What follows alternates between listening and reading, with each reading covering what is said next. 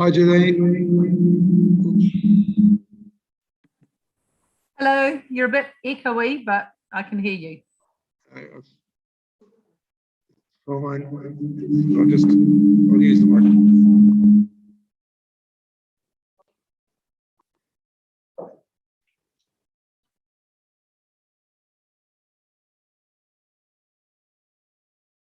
Great.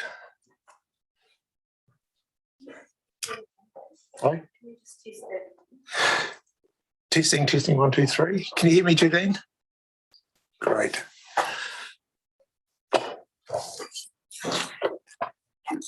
Right, I'm here, Judine's here, Fresh is here, Robin's here.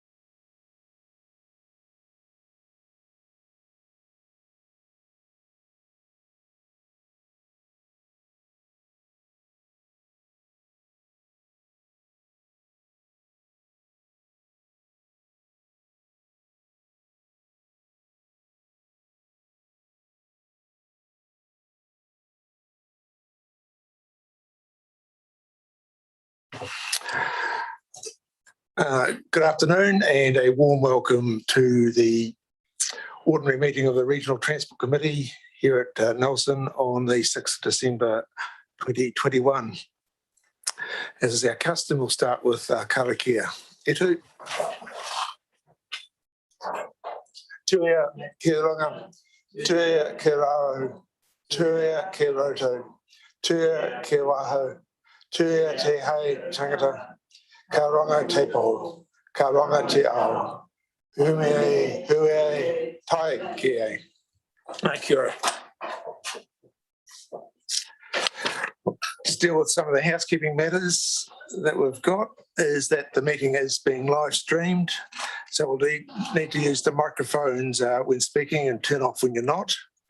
Because we're still at traffic light alert, traffic light orange, all the external presentations will be via Zoom. I have no apologies, everyone is here, though I do note that Councillor Edgar is joining us via Zoom. Just checking that you can hear us okay, Councillor Edgar? Great. Confirmation of the order of business as per the agenda, with one exception is that my chair's report from 12 months ago ended up in the printed agenda, so there should be the more recent one should have been previously circulated and has been is available. Any interest if they need to be declared at the appropriate time at the meeting, and that's all I've got. First item is a public forum. We've got Ms. Biddy Myers. Is she waiting? And we've got two public forum. One is Biddy Myers and the other one will be Peter Orenshaw.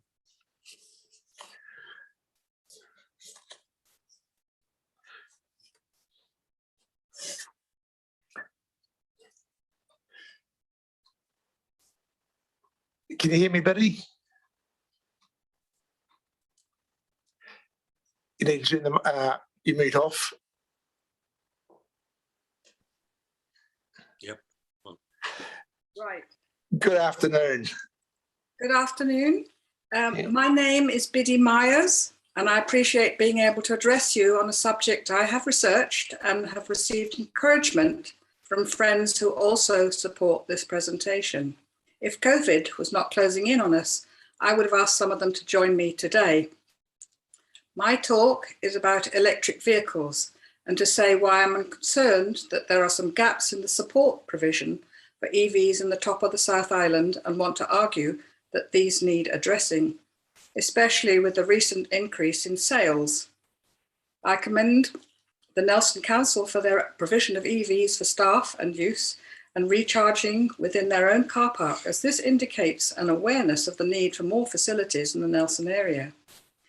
Most charging of EV batteries will be done at home, but there are occasions when a top-up will be needed, and in particular when travelling on holiday. Early EV models could manage less than 2,000 kilometres, and Nelson 200.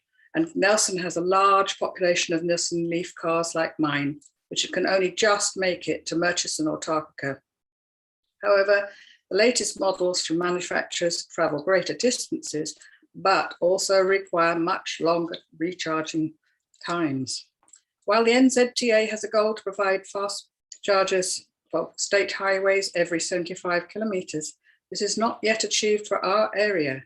And to remedy this, they need to be installed at the following: A, Pelorus; B, Kohatu Junction or Wakefield; C, Collingwood for return access to Farewell Spit, and preferably near a cafe or a shopping facility to pass the time.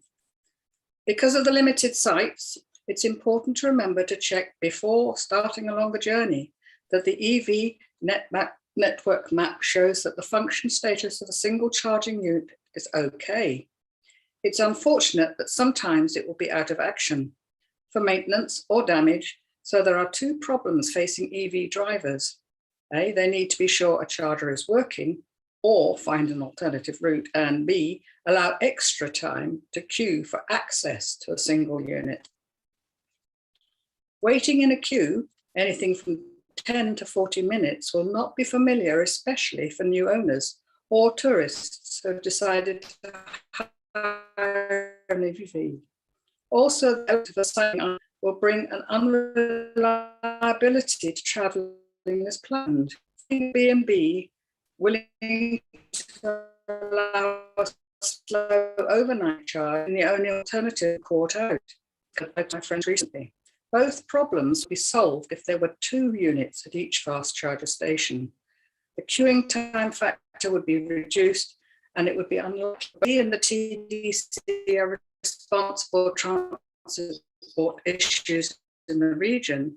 They surely have a role to look together at improve the situation and not be blamed for inaction from frustrated EV drivers. The councils could wait and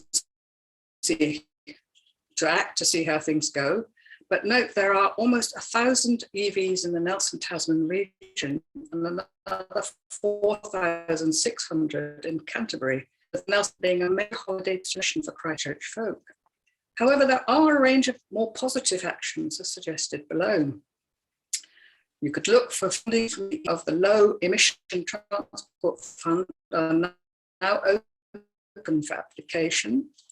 You could alert NZTA of gaps in the goal for state highways in the Nelson Tasman area, approach ChargeNet to see if they could direct funding from a recent investment alliance to fill long distance gaps.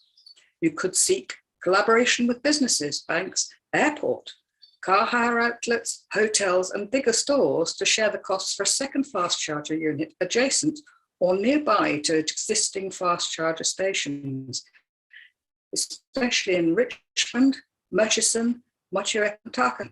Adding an existing site should be simpler, as electric cabling is already in situ and the owner of the site is already supportive of EVs. However, I recommend avoiding the cheaper option to provide semi-rapid chargers that require drivers to supply their own expensive double-ended cable. The new units at Countdown Richmond are rarely used. Now is the time for councillors to be proactive in the climate change platform, whether it be for financial or collaborative assistance, to show that they're truly behind the desire to provide encouragement for the electric alternative to petrol or diesel cars that pollute wherever they go. I look forward to the day that I can drive where I want to without the pressure of range anxiety. Maybe even going the inland route to Christchurch or Hanmer Springs via Springs Junction, which is not yet able to support a charging station at all. Thank you. Now, where do we go from here? Thank you, Biddy. Very, very clear submission. Just a quick opportunity, any quick questions from members of the committee? No, there's none. It's a very, very clear submission. And you made your point extremely well. Thank you very much. And we have a hard copy of your submission, so I've got it here. Thank you. Good, thank you, and thank you very much for taking the time to prepare submission and coming in via Zoom. Madam Mayor. Well, thank you, Mr. Chair. Thank you very much, Biddy, for the very comprehensive submission. I just wondered, Mr. Chair, in terms of the very proactive action suggestions that are in the in Biddy's submission to us today, are we going to be in a position to address those? Just think of the ECA funding, alerting Waka Kotahi to the gaps, approaching ChargeNet and the collaboration ones. Just wondering how we might respond to. Think about how to advance those particular points. Take some advice from what perhaps one of the officers, Ms. Parfitt. Ms. Parfitt. Good afternoon, Mr. Chairman. I understand that Daniela is doing some work on applications to ECA for e-charging, but it's sitting with her and not the transport team, so I don't know much more than that at the moment. Yeah. Mr. Chair, I'd be quite one. enthusiastic about if I don't know if it'll help, but just reinforcing the gaps in the state highway network for charging, whether we can have that conversation. Certainly whether we can communicate around where the gaps are, just to make sure that we are getting those on the list. Right, yeah, okay. It's probably well known. Certainly that's one of the barriers to EV uptake in this region is the difficulty in range anxiety for vehicles who are travelling from EV from this region to perhaps Christchurch.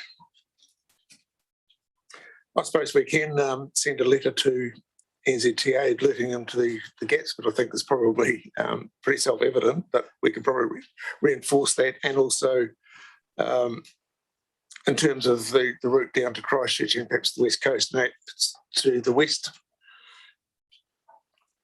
and towards Marlborough as well,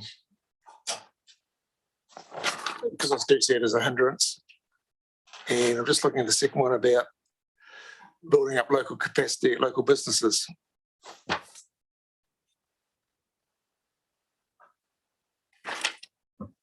So, Mr. Chair, it does seem, I mean, this is a matter that has been raised with us through many of the long-term plan submissions, but actually what he's put together today for us is actually a very good starting point for some action. So if it's not a transport matter, and the lead on this is the climate. I just think we've got our change emissions reduction plan. Yes.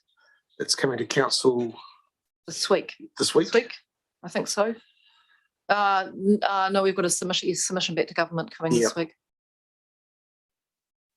It's probably an opportunity to, I think, is it already gone? I can't remember that one's been retrospectively received or not, or whether it's the. Yes, it has closed. I'm sure if we sent one in, there's an opportunity to put it in late if it's not been already included. It has, it's classified as a retrospective approval. Yeah. Just trying to refresh my memory because I was reading it and I'm just trying to think, was any specific mention made of EV charging facilities in the region? I'm not sure that there was. Well, perhaps what we could do in respect of giving feedback through that government process is we could do an addendum to that. If it's not covered in the submission, then we could certainly supply that. I don't think there'll be any concerns about doing that through that process. But then there's also some more sort of proactive things for us to consider. Maybe, Mr. Chair, it's a matter of a conversation with the climate change team although it's an all of council matter, and then be able to provide a response to Biddy about what how we're going to respond to her public forum today. Yes, okay. Take that advice. Did you hear that, Billy? Got some action points. Yes, I did hear it, and thank you. It is the second. I find it's important to actually have 2 chargers at a station. That's what would be important to me. Yeah. I know that it's expensive to set them up, but to have 2 means you have more reliability. Yeah. Yeah. Yeah, I hear what you say. All right. Thanks very much. Thank you. Thanks. Okay, the next item on the agenda is public forum from Peter Olrenshaw representing Nelsust.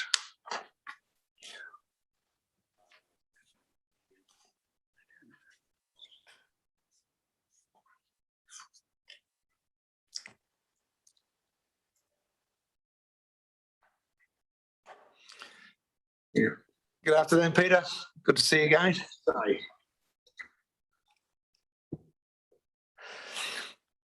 Over to you. You've got 10 minutes. I think you know the drill. Yep. Sorry.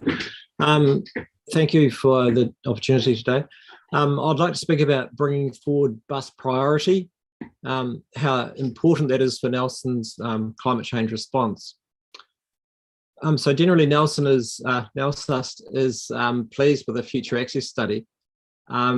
It's a bit ridiculous that it's taken 17 years since the 2004 Environment Court ruling to get to this point. However, let's move on. On first reading, we missed the major flaw in the recommended program, and that is the delay in any bus priority for 10 to 30 years' time. It's ironical, really, that the preferred program priority lanes is not given priority. Putting it out beyond 10 years, potentially to 30 years away, is hardly giving priority attention to buses, is it? And we don't think the council's quite grasped the scope of changes required to meet the 1.5 degree warming commitments we have. The Nelson Future Access Study suggests we can shift 6 to 7% of private vehicle trips to lower carbon and healthier modes by 2048, page 11. But this is on a completely different planet to the Climate Change Commission's pathway. And just last week, James Shaw released this proactively released Climate Change Commission pathway. And in that, it talks about a 52% increase in cycling and a 60% increase in PT in 4 years' time, not 2048. And by 2035, a 340% increase in cycling and a 210% increase in PT. This is what's required for the to meet the Climate Change Commission's pathway.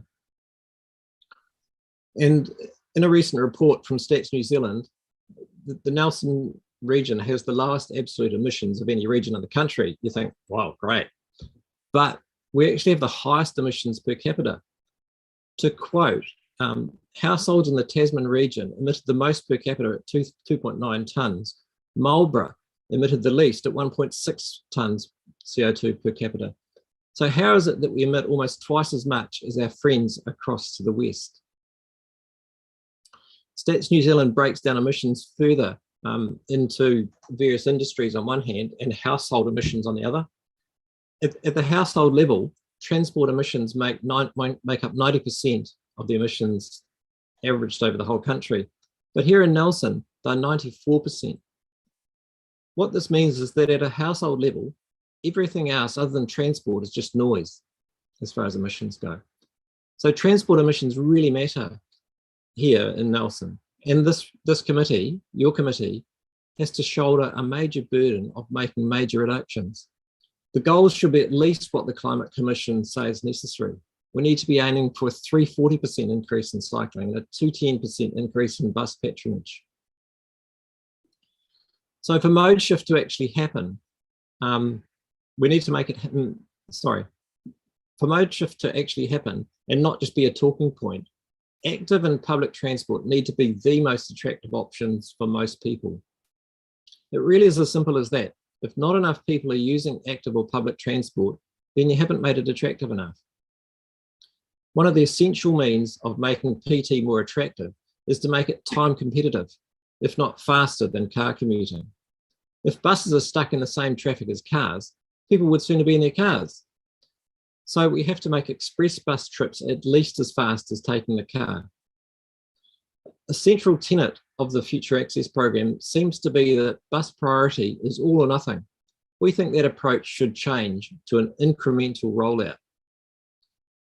We think it should start with low cost, low risk interventions right from when the new bus service comes in 2023, instead of being left kicked to touch really for 10 to 30 years away. So what are these low cost, low risk measures? We ask for three things for bus priority to be included at this time. Firstly, give way to buses when they're indicating to pull out. That is to mark buses on the right rear corner. Please give way to buses. Some of the old ones have still got these notices on them. We ask for them to be on all new buses. Plus, run a public information campaign about why we should be doing this. But also push for this to be made law so that when a bus is indicating to pull out, it's mandatory for other traffic to let it in. Secondly, we ask for priority lights for buses, ideally with GPSs on buses, so that the light sequences are altered, allowing a bus through before the light goes red. But also to have bus lanes at lights to allow straight ahead buses to park in the left turning lane until the lights go green, and then they get a special bus green light to get ahead of car traffic. This would be a good option at Tahuna going south and at Waimea going north into town at the bottom of Hospital Hill, Motueka Street. And at each new set of traffic lights being put in other places, include this bus priority. So that's two. The third one is to use Beatson's Road for express buses only coming into town in the morning peak. So the ordinary buses would still use Waimea Road to pick up and drop off people at Beatson's and Inaglan stops, but the express buses wouldn't be stopping there anyway, having just one or two stops, Nelson to Richmond, Richmond to Nelson. Buses heading south out of Nelson to Richmond would not use Beatson's Road. It would just be the inbound express buses in the morning peak. It's all about giving buses the jump on car commuters. And following on from that, in rapid succession, extend this priority lane from Beatson's through the new Bishopdale lights to where the two lanes join into one. After that, extend it to Boundary Road. There's road space there already. And after that, a priority lane from Annesbrook roundabout, ideally to Beatson's Road, but at least in the dual lane section. So come the 2023 bus upgrade, make sure that it includes these three initial priority items. Bus pull out, priority your traffic lights, both GPS and lights holding, lights staying green with bus jump lanes, and three, Beatson Road for morning express bus routes, for the morning express bus route in the morning peaks through the Bishopdale Hill lights. Thank you. Thanks, Peter. Pretty clear about your submission and the direction you think we should go. So I'll open up for any questions. We have time. Any questions? Councillor Neil Stevens. Thanks, Peter. Just wondering, so those are sort of your top three priorities. I'm just wondering if you have any, I guess, other low-hanging fruit that you think we should be looking at for the new bus system.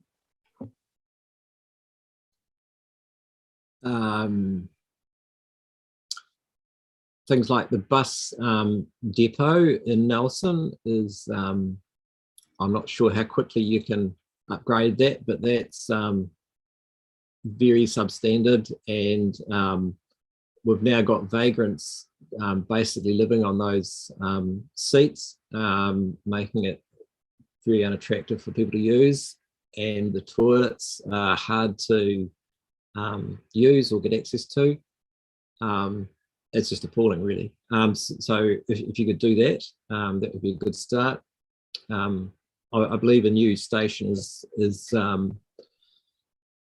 planned, but perhaps you can do something with the existing one straight away. I'll leave it at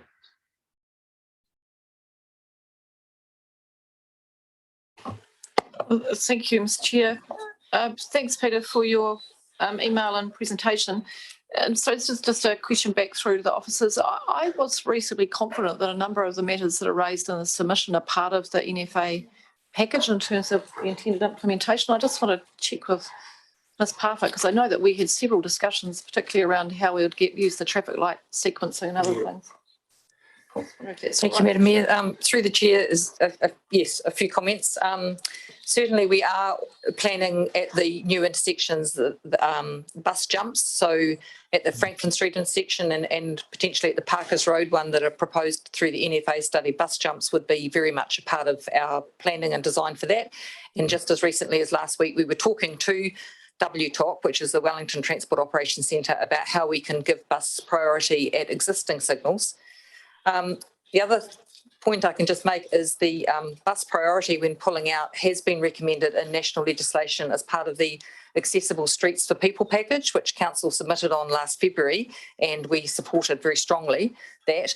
We're waiting to see where the Accessible Streets for People package has got to with the Ministry of Transport. We have asked repeatedly, and we're still waiting, but I have been told on a number of occasions that an announcement is imminent. So I think that one reached what got very wide support nationally, and we hope that that's coming. Yeah, those are the two things that we have certainly got in hand at the moment, and work on others. And just on Beats, in terms of Beatson's Road, I understand that you've looked at Waimea Road as using it as the express route. Through the chair, I don't have a lot of detail on that, but it's certainly under consideration. But the challenge with Beatson Road is if you're going to allow buses to use it as a shortcut, how do you prevent other people using it as a shortcut? Yeah. And the gradient at probably the eastern end. Potentially. Yeah, okay, thanks. Yeah, could I just briefly respond to that or not? Yeah, if you want to. Yeah, at the eastern end, if you meant the town end of Beatson's Road, that's where there's 2 lanes on the road there at the moment. So you have the left-hand lane as the bus lane through the lights. It's a non-issue, I think. So people coming into town would just be in the right-hand lane, leaving the lane on the left open for buses.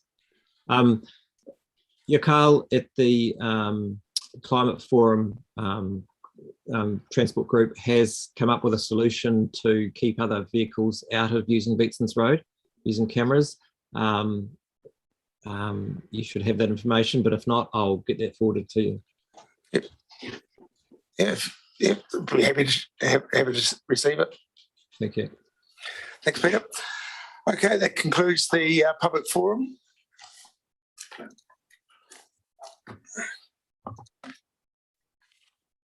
Next item on the agenda, we have the confirmation of the minutes, which was a interesting meeting. That was held here in the chamber on the 28th of September, pages 6 through to 9 of your agenda. Someone to move that they're a true and correct record. Thanks, Councillor O'Neill Stevens. I'm happy to second.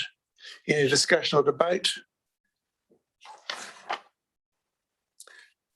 There being none, I'll put it. Those in favour will say aye. Aye.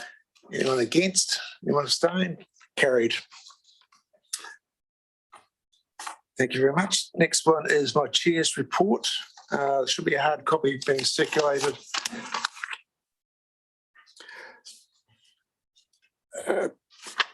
Not really much comment to say. Just the only one that I would say is that the decision we take today with the variation to the regional land transport plan to get the Rocks Road upgrade advanced does represent a rather significant stage we're at now, and I really would like to acknowledge the work that officers and our partners at Okatahi have done to bring this to this stage here. It's a It's a momentous occasion. It's the one that's been talked about for many years. But we've got to the stage now we're actually allocating some real money to get this project on the go. So it is a significant occasion. The other one was I attended last Monday with Mr. Leverse, went down to the South Island Regional Chairs Conference.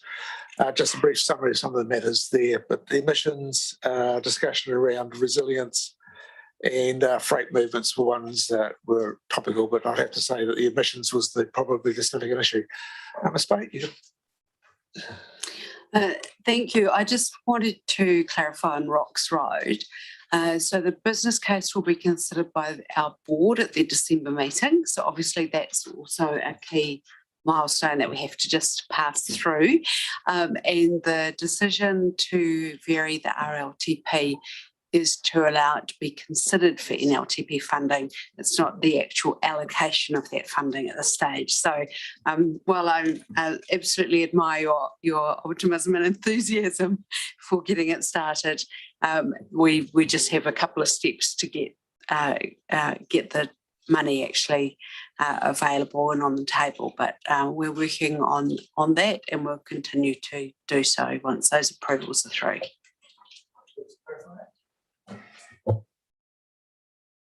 Questions, but other than that, I'm happy to move for a report. Someone to second. Councillor Neil Stevens. Any discussion or questions? None. I'll put it those. Oh, Madam Mayor. Apologies, we're on the chair's report, are we, or the next one? Excuse me. I was just trying to find something related to the item. So just in relation to your chair's report, we've done that one. Yes, just about to move it. Yes, thank you. Mr. Chair, just want to really acknowledge your comments as I was looking through the one you've tabled, just around the reduction in transport emissions and the significant changes that are going to be needed. So I just want to reinforce on the back of the public forum presentations, both of them this morning, there's lots of opportunities here for us to grasp, and really want to make sure that we're making sure we're taking those opportunities and really encouraging. I think we've got the plan in place to achieve those, and I know that all of us, when we looked at the change of transport bus patronage, the percentage that Peter just went through, we're aspirational for a lot more. So every step that we can take now is a positive step to actually increase that uptake. So just good to see that conversation is happening across the whole of the South Island.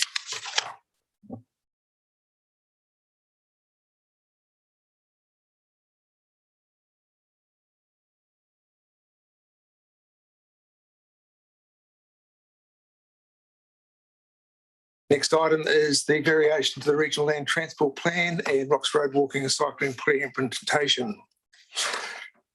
This is, I think, your report, Mr. Levertis. I take the report has been read, but anything you wish to highlight or bring to our attention? No. Thank you through the chair. I'll take the report as read. I haven't regurgitated the background, but I've attached the report that I produced for the council on the 28th of October, and hopefully that will suffice as the necessary background. There have been a number of questions from Councillor Edgar in connection with some minor amendments, and the only thing that I do propose is on the third recommendation, approves for submission to council subject to minor amendments, just the inclusion of those words, subject to minor amendments, and we will make sure that we will attend to all those minor amendments. Otherwise, open for questions. Councillor Edgar. Councillor Edgar. I was just about to raise the same thing. So if the chair's happy with that, otherwise it's just the standard, chair and general manager to approve any minor amendments, but they were all minor grammatical and typographical of nature. So as long as we've got the list in that email, so that's self-evident. Okay, thank you.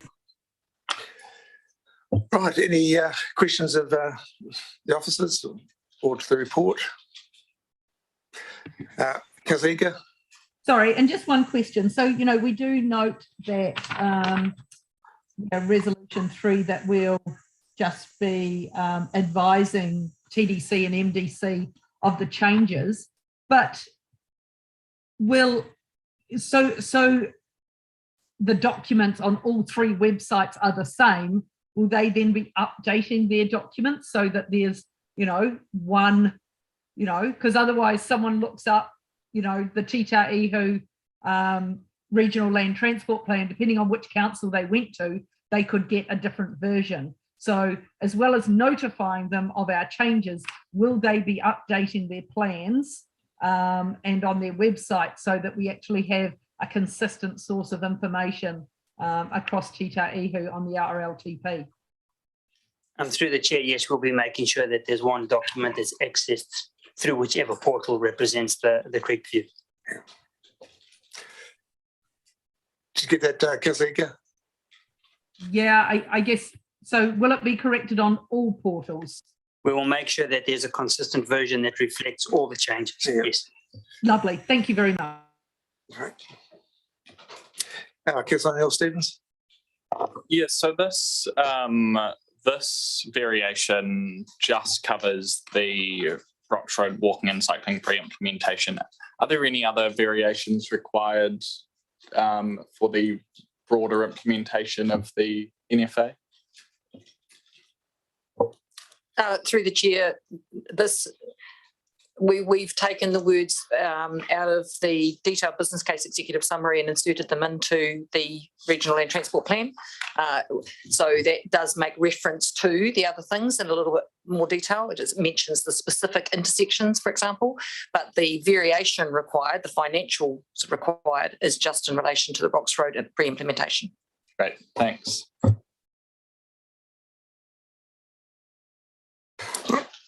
So other questions? Someone to move? Councillor Neil-Stevens, someone to second? That's fine. Any discussion or debate? Brian, sorry. Oh. Yeah, sorry, I just had one more minor question. Yes, certainly. Just in relation to the resolution we did in regards to safety in Tahuna Nui, how is that reflected through, or is this not the part where it would be reflected?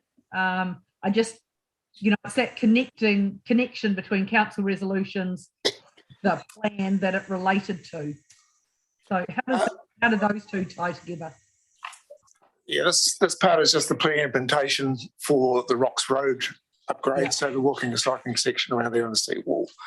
The resolution we passed to council about safety is to do with the wider future access study. Yeah, but how does that get from us making that resolution, to Waka Kotahi or into their consideration for their plans? Did we send like a response letter where we let them know that? Because otherwise it's a resolution on our books. How is it then communicated to Waka Kotahi then? I'll invite Ms. Fate to give a reply. So we have taken that into account so that when we start the design work for those changes, which comes through, I believe, our low cost, low risk funding, we will then be taking that into account through the design and the safety audit of that design to ensure that we're taking into account all users, including people crossing at the lights, crossing at the pedestrian refuge that's further south, and for people walking or cycling throughout that whole intersection. Lovely. Thank you very much. If you didn't have a seconder, Brian, I'm happy to. I've got Ms. Fate. No, we're good for a seconder. Any other discussion or debate or last chance for questions? There being none, or the resolution is up there, subject to the minor amendments in paragraph 3. Then moved by Councillor Neil-Stevens, second by Ms. Spate. I'll put it. Those in favour will say aye. Aye. Those against? Anyone abstain? Carried unanimously. Thank you very, very much. Next item on the agenda is the Waka Kotahi update.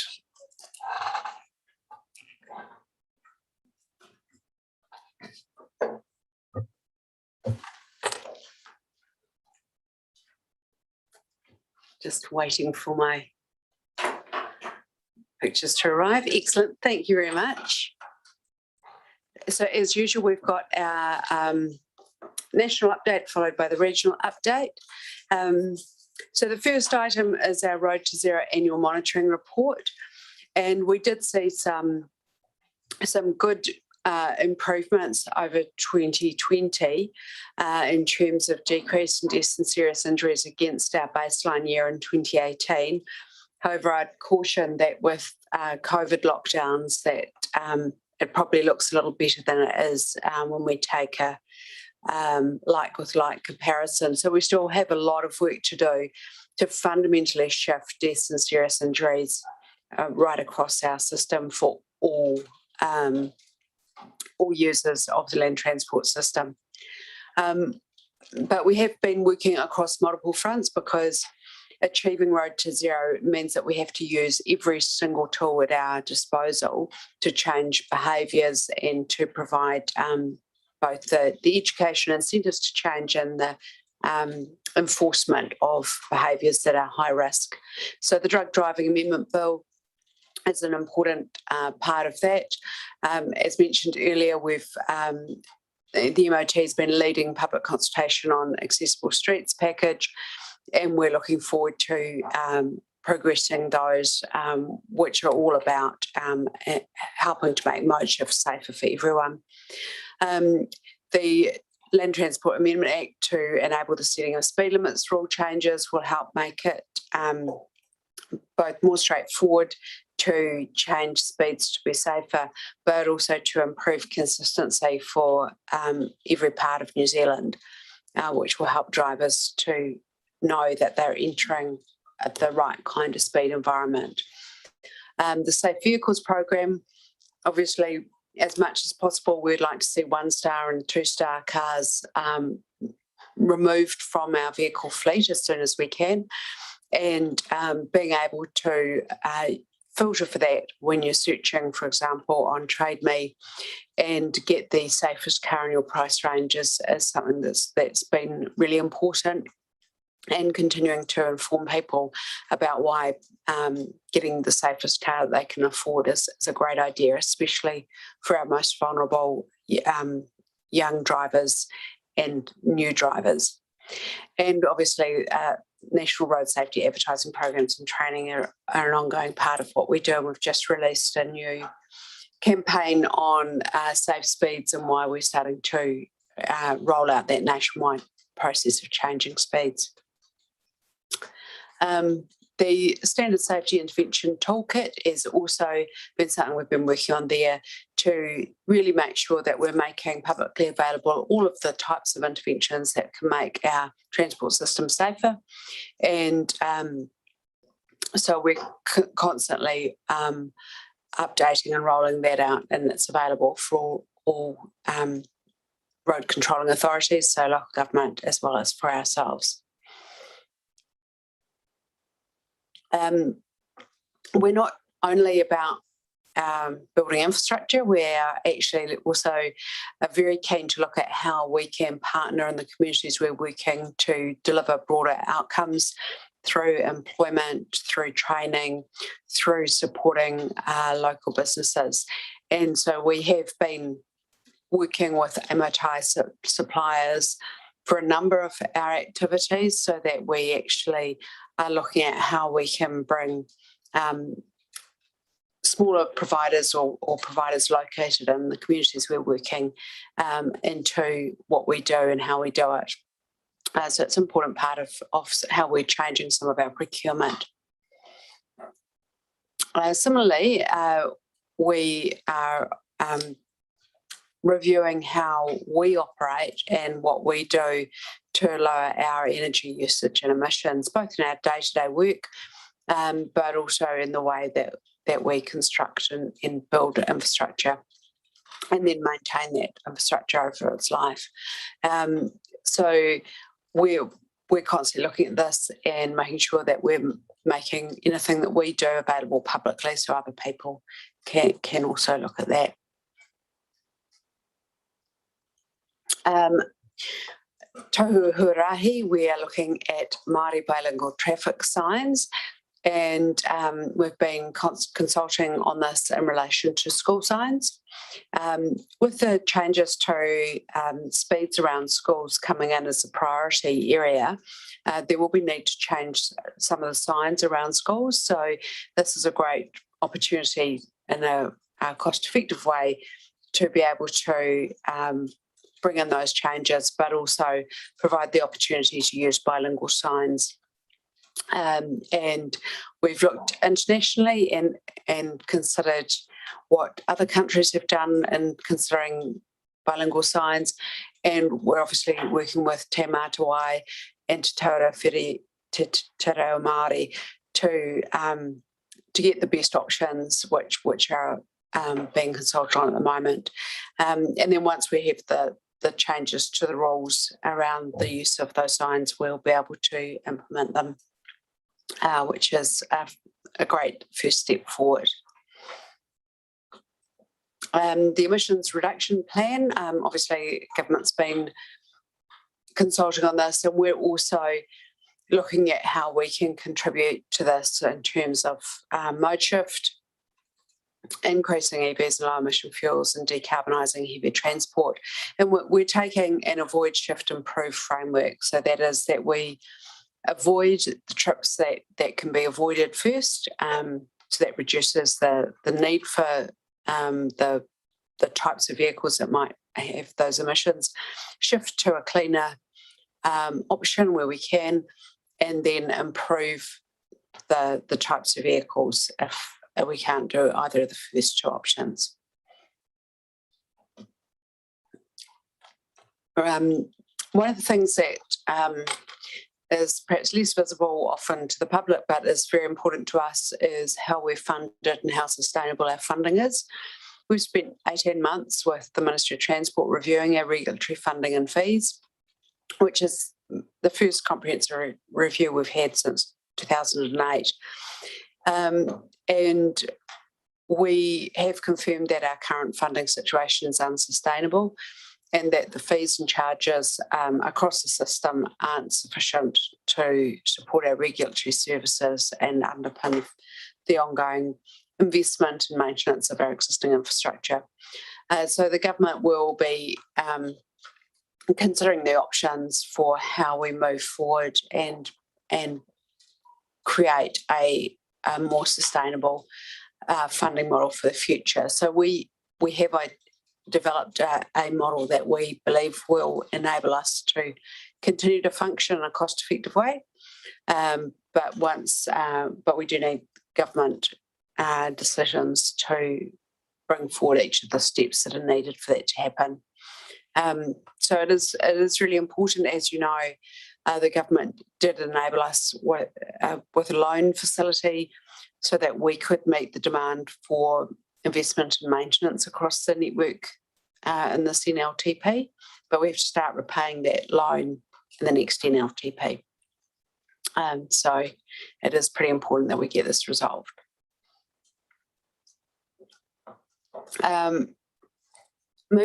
Just before I talk specifically about Nelson, we have had to defer our new road safety campaign till February next year because of COVID. We couldn't film it. But that is something that we're really excited about, and it's a really important plank in starting the conversation with New Zealand about the death and trauma that's occurring on our road network, and really starting to talk about what it takes to fundamentally shift and move to a road to zero trajectory in terms of reducing deaths and trauma on our roads. So that will be a major launch in February, and we'll be talking to you and your officers about that in advance in terms of what sort of messages we'll be communicating and how we can work together in this region. Coming into Nelson, obviously the maintenance environment is something that's always ongoing, and we're seeing these rain events, even like today, that keeping our curbs and drainage system clear and functioning well is always really, really important. As we've already been discussing, the council endorsed the final business case, and both in terms of the goals that have come through consistently in the plan, but also recognising concerns, for example, of the Te Hununu community. So we've obviously had the RLTP variation and the business case going to the Wakatahi board on the 16th of December. And then we can move into the funding for supporting those and the business case around Rocks Road as well. So really important milestone. I really want to acknowledge the work of your officers and of councillors in terms of supporting but also challenging us to go as far and as fast as we can on the key changes. In terms of our local road funding, we've got the summary there of the key components of that. And while there's always more demand than funding available, this region has been successful in a number of key areas, and we now have the Nelson Future Access Plan to guide consideration of future investments. That's a really important step for this region. And other key activities. So we have some upcoming closures at State Highway 6 Polaris Bridge for pavement work there, and then a whole range of activities that will be happening over summer. Now, we did have the work planned just between here and Richmond for the Richmond deviation to be resealed last weekend. The weather meant that couldn't go ahead, so that's now been deferred to January, because we do. The one thing I've learned is that water is the enemy of pavement, and we can't do that kind of seal work when it's wet. So we didn't want to cause disruption as we move closer to Christmas as well. So so that will move out until January.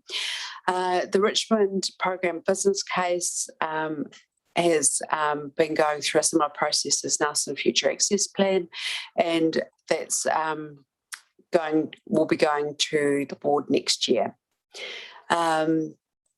So that's obviously some key activities across the region, and Andrew and his team will be doing all of the other reseals and improvements that require our lovely settled summer weather. And so you'll see that out there. And the one thing that we always ask for is that the drivers do take care to obey those signs around, protects our workers. And also the speeds are very much around how we help the new road surfaces bed in. And so driving over newly laid chip seal at 30 kilometres an hour is the best way to avoid the chip sticking to you or flying up and sticking to someone else. So so we do really encourage people to be as safe as they can through our work sites. And low cost, low risk, we've got a number of projects that are in the design and will then move through to construction, including the Whakatu Drive shared use path widening, Muritai Street pedestrian crossing improvements, and Innisbrook Drive pedestrian refuge. And we know they make a difference for really helping people feel safe and be safer. So they're just important smaller projects that will continue to keep an eye on as we go. And I think that's it for this month, this quarter.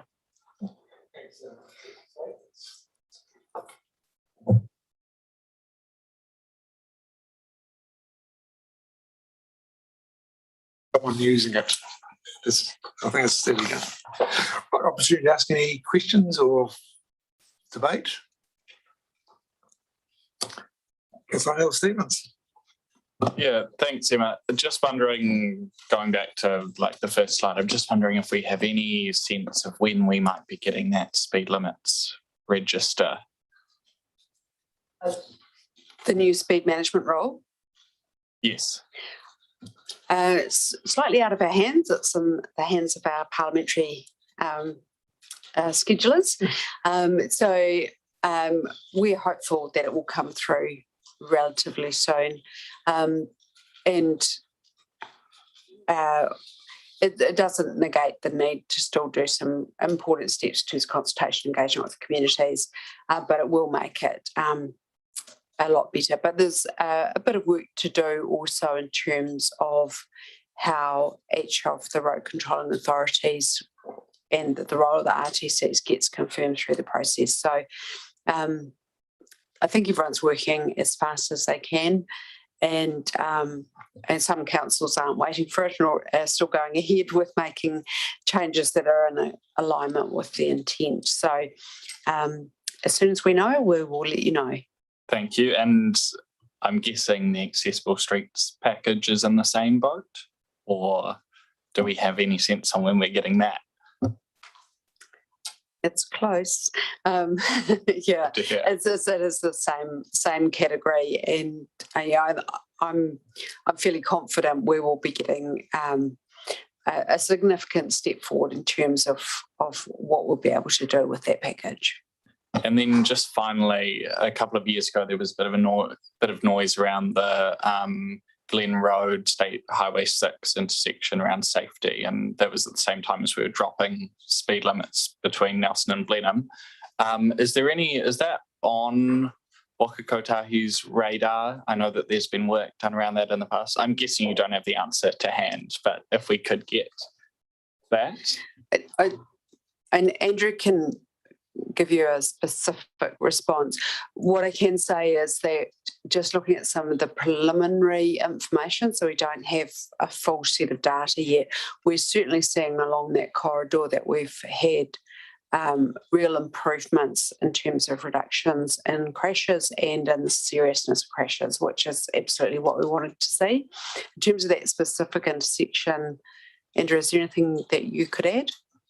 Sorry, Rowan, did you say the Glen? Yeah. Yeah, I think through the chair, I think we've seen a reduction in crashes, as I say, along that whole corridor. And I think at this stage, it's not flashing up as being a significant issue for us. So yeah, at this stage, there's nothing in train. I'd just flag that I think, especially within the community out there, there is still some pretty major concerns, whether around actual safety or perceived. But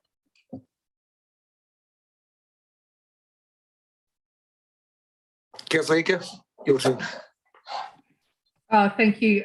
Look, I'll just start with, agreeing with Councillor O'Neill-Stevens' comments.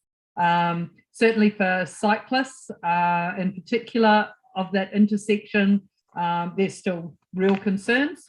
80k is still fast if you're a cyclist, especially if you're not a speed one. So yeah, whether they're real or perceived, I don't know, but concerns do remain there. Just had a question about the new funding model, and I guess also thinking outside the square a little bit on some of the delivery and whether some of that had been considered. So for example, in Marlborough, you had that combined delivery model, and in Golden Bay, you also have a combined delivery model where, you know, the cost per kilometre was actually cheaper to deliver in conjunction with the council. So, you know, putting up fees and charges is one way, absolutely, but looking at your delivery model is another. Is there sort of a bigger piece of work where, you know, different ways to derive efficiencies is maybe being considered? Yes, we're certainly looking at procurement options when we look at what we do.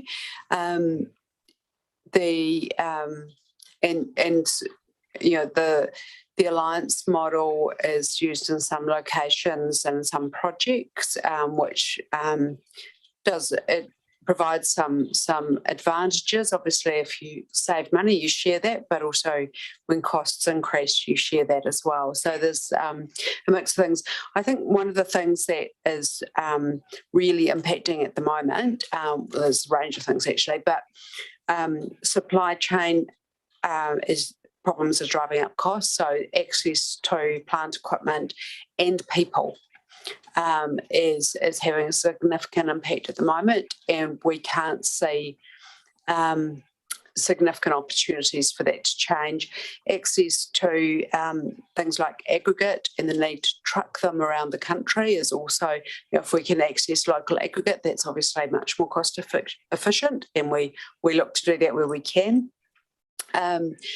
And so we do look at that. But what we also know is that if we don't maintain our investment, for example, in maintenance, we start to see a drop off in the level of service that people experience. And it's quite a finely tuned balance. And so the teams are constantly looking at, are there ways to deliver the level of service and the types of infrastructure that communities are really asking for, and also manage those costs and be more efficient in how we do it.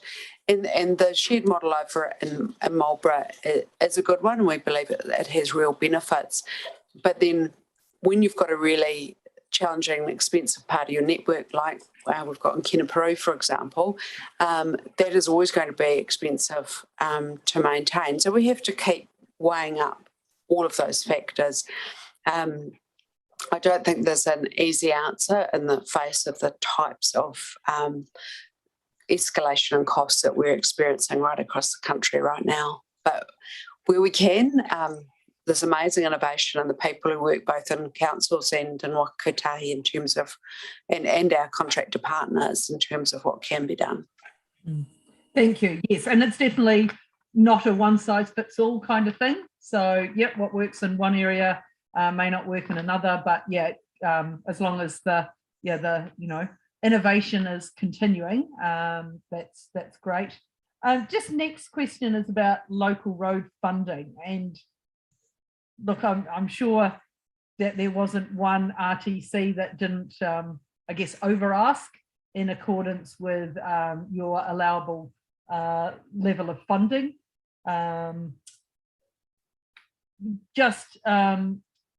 For us, for example, walking and cycling, we got less than 30% approved, and road to zero, sort of just over half. Just wondering how the different areas are prioritised to make these decisions. They're not easy decisions, I know, but just, considering the priorities within the GPS, just wondering how, if you could give any insights into, how you managed to make these decisions. Sure, and they're always really challenging decisions when we look nationally.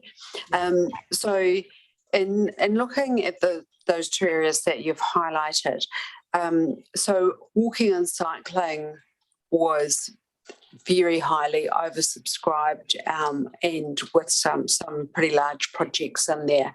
And so what ultimately the board has to do is look across all of the demand for investment for walking and cycling and identify where the greatest scale of benefit can be attained, or which package of initiatives deliver the greatest scale of benefit across the country.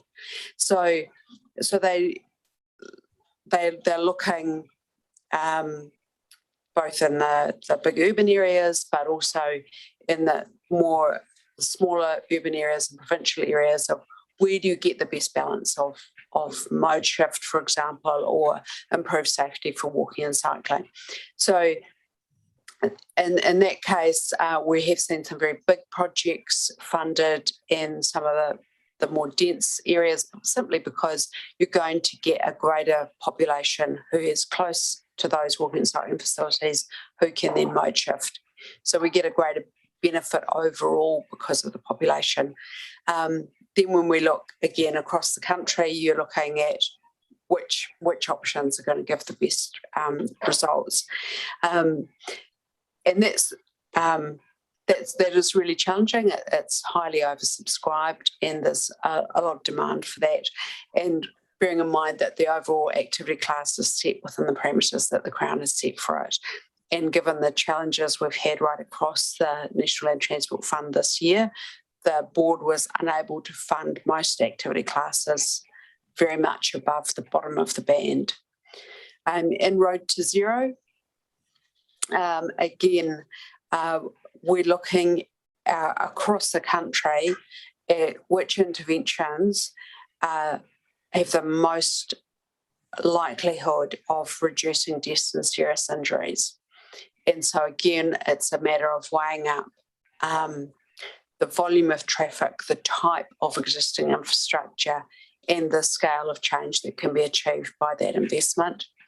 Bearing in mind that some relatively small investments can actually deliver quite big benefits. So again, each of those things, they're very challenging decisions, and the team is constantly looking at which interventions will have the greatest impact and then aiming to work through those. And that means that some won't get there in the current NLTF, but they might still be sitting on the box ready for the next NLTF.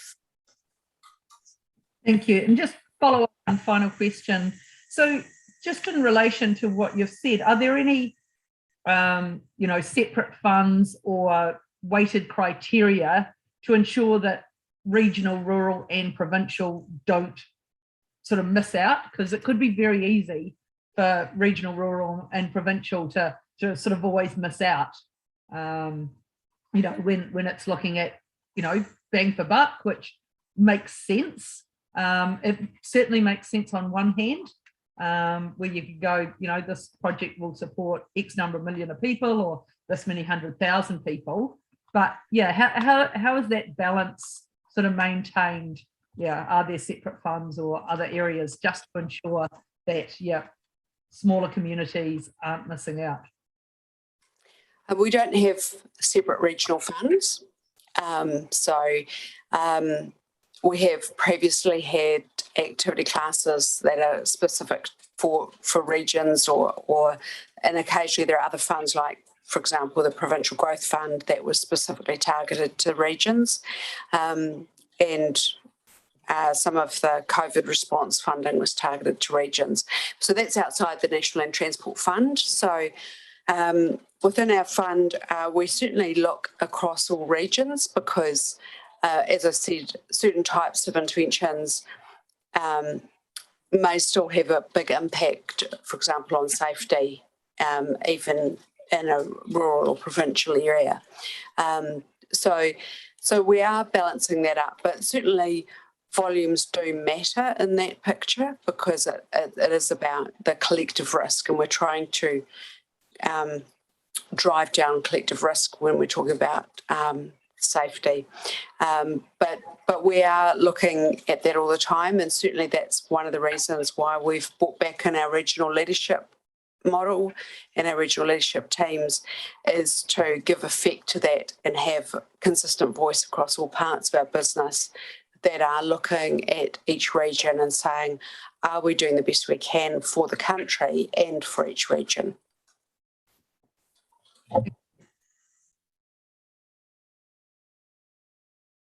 Questions? Madam Mayor.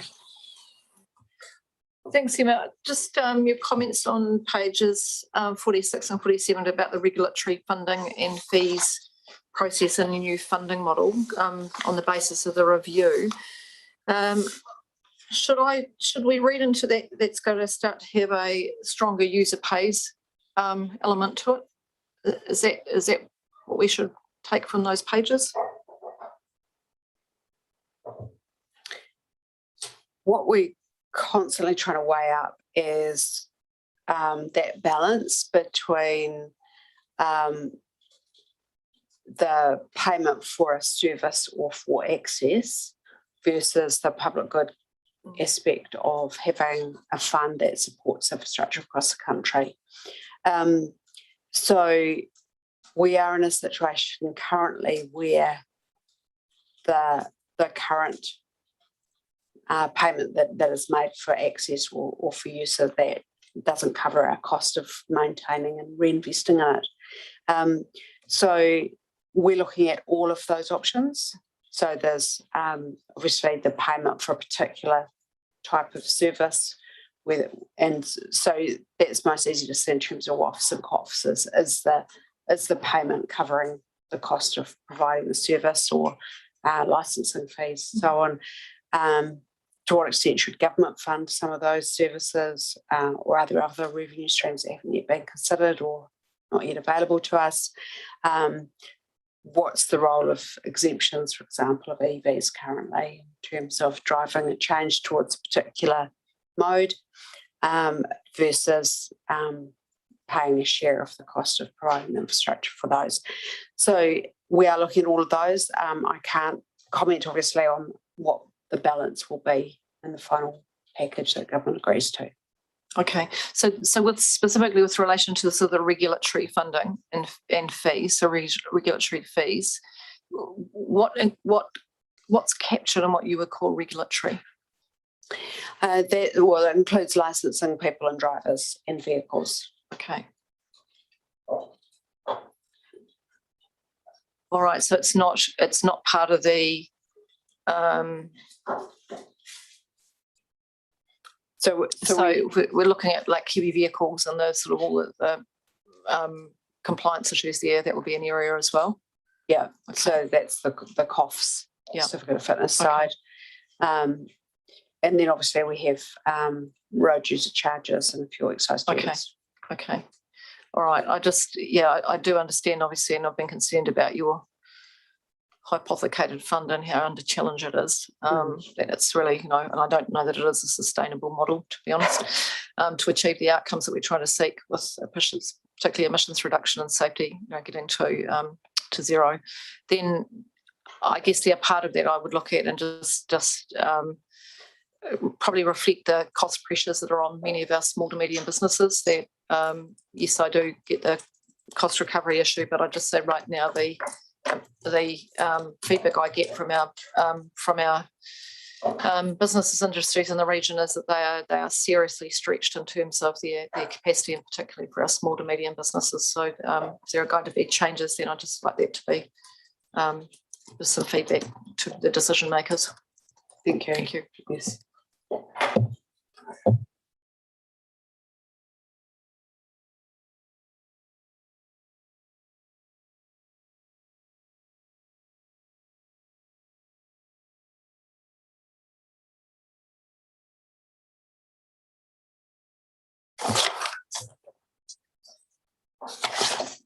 That we received a report from Okutai update and its attachment. So that's the recommendation.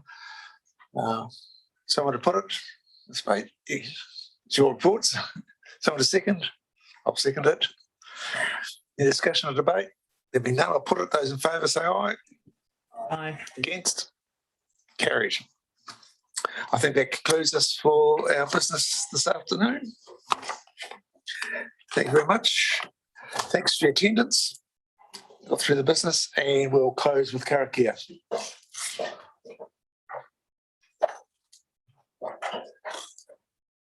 Tuia, kia ora, tuia kia aho, tuia kia roto, tuia te haho, tuia te he tangata, ka ronga te po, ka ronga te ao, hume hui tai.